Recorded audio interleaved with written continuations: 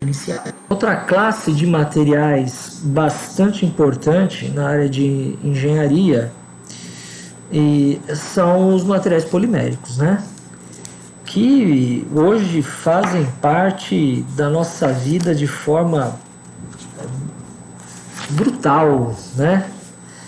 Vários equipamentos, vários produtos que antigamente eram feitos basicamente por metais, hoje são feitos por materiais poliméricos, né? Isso reduziu custo de produção, isso reduziu peso, resultou em maior economia de combustível, por exemplo, no caso dos carros, dos aviões, tá certo? E aqui são apresentados gráficos, né, de tração versus deformação para polímeros frágeis, né? Linha curva A aqui, na verdade não é uma curva, é uma reta. Para os materiais poliméricos plásticos aqui em B e os elásticos aqui em C, tá certo? Veja que existe aqui o limite de resistência à tração, tá certo?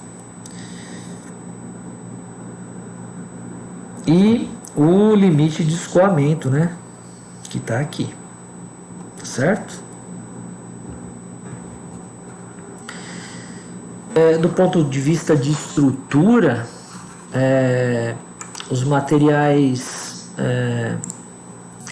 poliméricos podem ser, devido a modo de fabricação, né?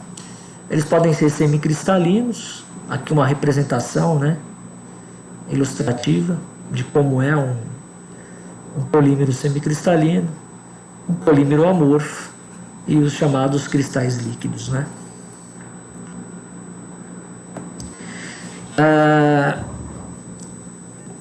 Aqui são apresentadas as propriedades mecânicas, né, dos principais polímeros. Interessante notar, por exemplo, o módulo de elasticidade, né, que no caso dos polímeros é da ordem de 4 gigapascal, enquanto que nos metais isso varia de 48 a 410 gigapascal, né? Então a propriedade mecânica, a diferença nas propriedades mecânicas é assim bem grande quando a gente compara os polímeros com os materiais metálicos, certo? Aqui um pouco mais de propriedades, né? Limite de resistência à tração, vários polímeros. Essa tabela aqui está bem interessante, bem completa, tá? O módulo de elasticidade e limite de resistência à tração, tá certo?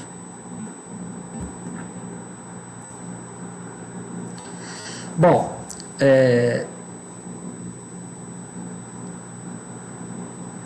aqui alguma característica, né, dos polímeros no que se refere à fratura, né? A gente tem uma dependência muito grande com a temperatura, tá certo?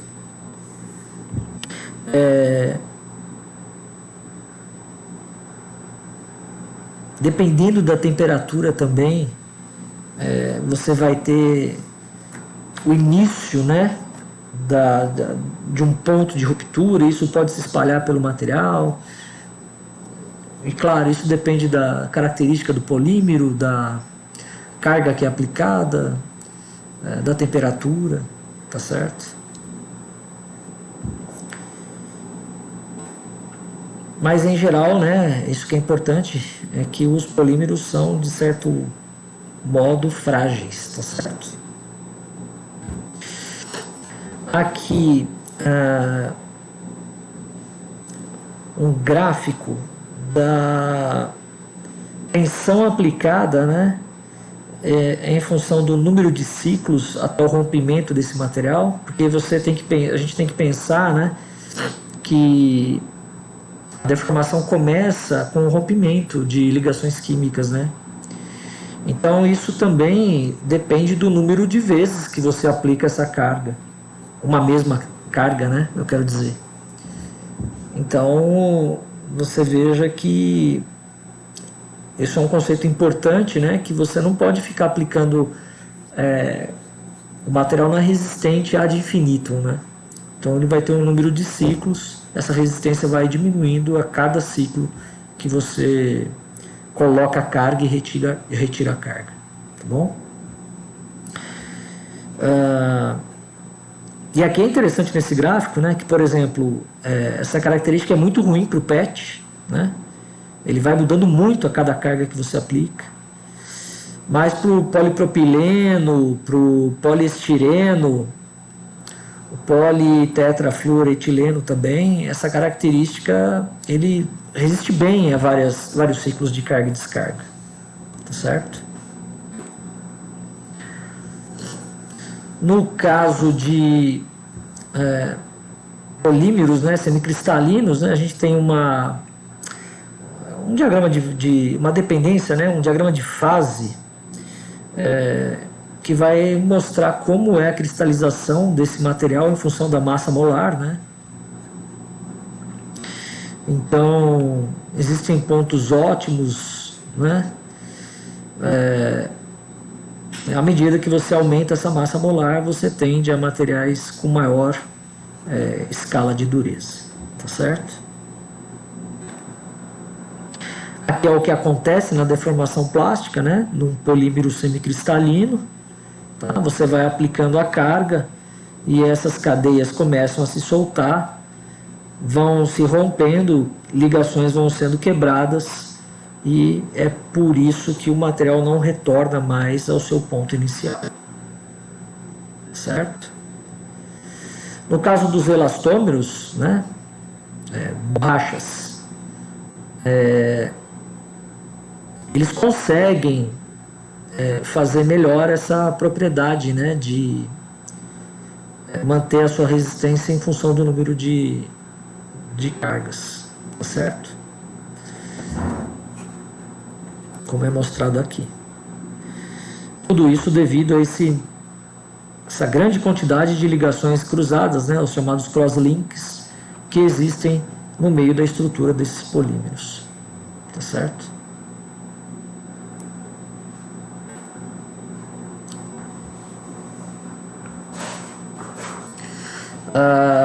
Importante aqui é a transição vítrea, né? Porque você pode ir resfriando esse material até o ponto em que ele se torna, ele apresenta a característica plástica, né? Ele muda da elástica para plástica, tá certo?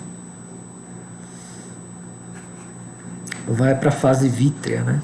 Então aqui são apresentados alguns dos principais elastômeros, né?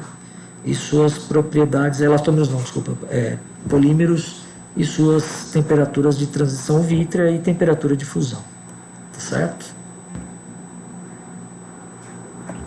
Aqui é o gráfico, né, de temperatura de transição vítrea e temperatura de fusão, né, como ele se comporta em função da temperatura e em função da massa molar. Ok? E aí dá para ver aqui como se comportam, né? Onde estão os diferentes materiais nesse diagrama de fase. Aqui os plásticos comerciais, né? E suas aplicações típicas na indústria, tá certo? Então são polímeros com característica plástica, né?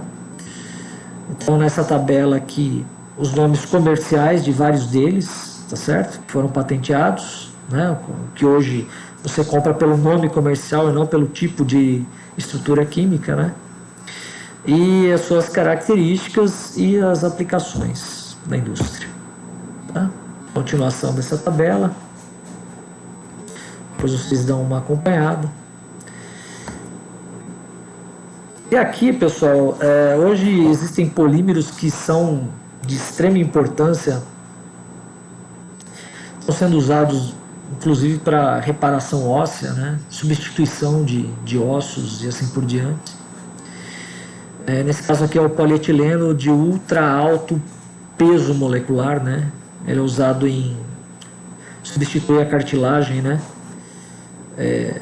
Numa prótese, tá certo?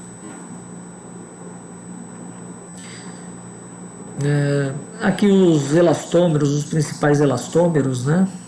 Aquelas borrachas, também com suas características e aplicações.